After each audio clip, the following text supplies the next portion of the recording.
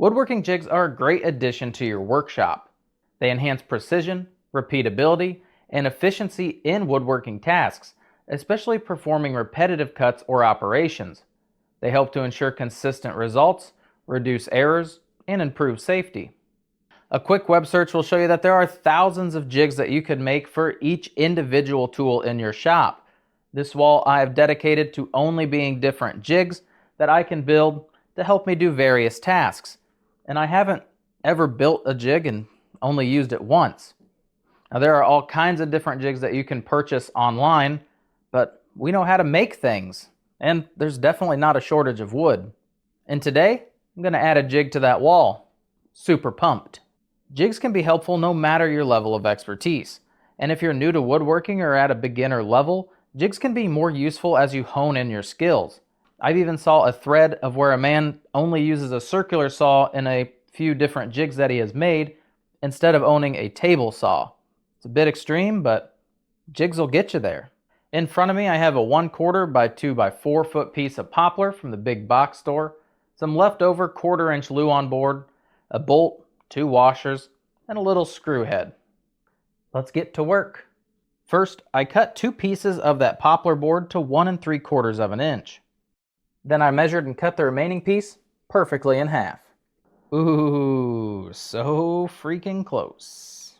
Assembling the first piece is quite straightforward. You have 2 longer boards, your 2 skinnier boards. You're just going to pop some glue on this guy. And it's going to be longer, that 1 3/4 versus 1 1/2 inch. I'm just going to put it so that the little tab sticks out past the bottom. Repeat that for the front, but the front I want to stick out an additional, let's say about 1/4 of an inch. A little glue on the top. Take our other board, sandwich them on top. And don't forget, one edge is going to be sticking out. If you're a humbled, patient person, you just throw a clamp on that, wait overnight. I want to speed things along, just using an 18 gauge, 5/8 inch long nail. I'm going to shoot a couple into each side. What? I thought you were in Bermuda. If you'd like to get, this is so silly. If you'd like to guess how many nails this build is going to take, leave your comment down below. Happy? Nail counter, it's kind of silly for things that take 10 nails. Spoiler alert.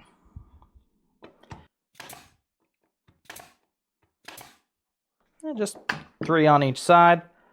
Line up this front, again, keeping that lip.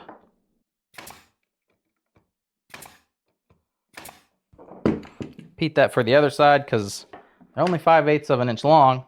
Since I put 2 in the top, 1 in the bottom, doing 1 in the top, 2 in the bottom. Stagger them.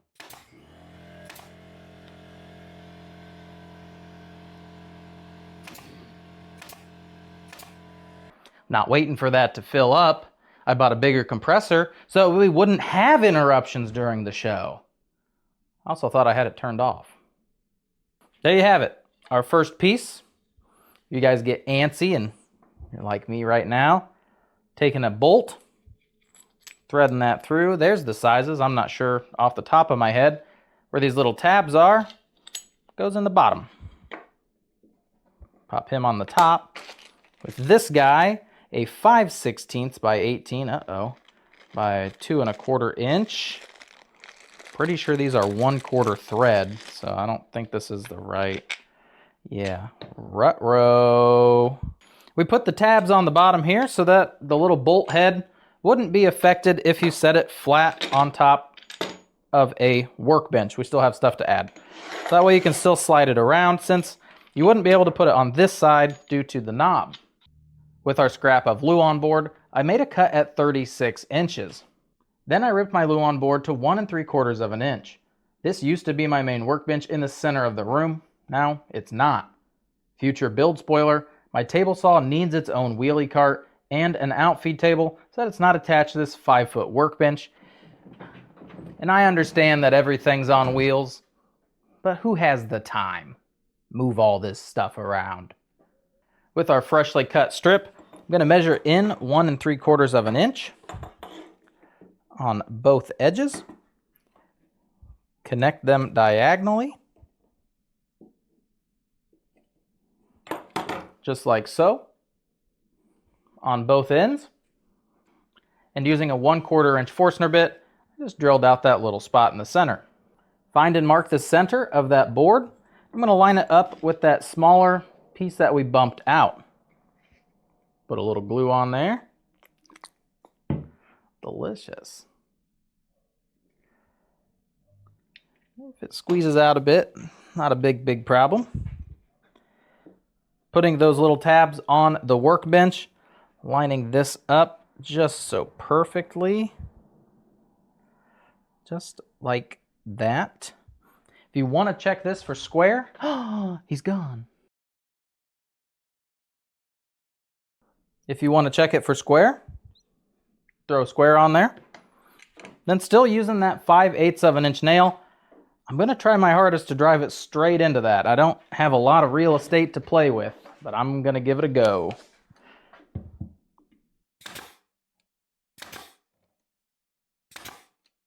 Then using string, yarn, or paracord, you just run a line from one end of that Luan board to the other with your knob all the way at the top.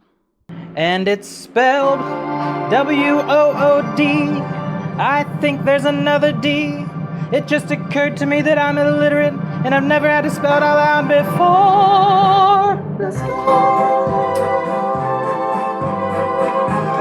If you're wanting to put a curve in a piece of wood, an elongated curve that you don't happen to have a 5-foot diameter round circle to make such a curve, because it's easy with a gallon jug or something, but what happens with the bigger curves, they're a little bit trickier.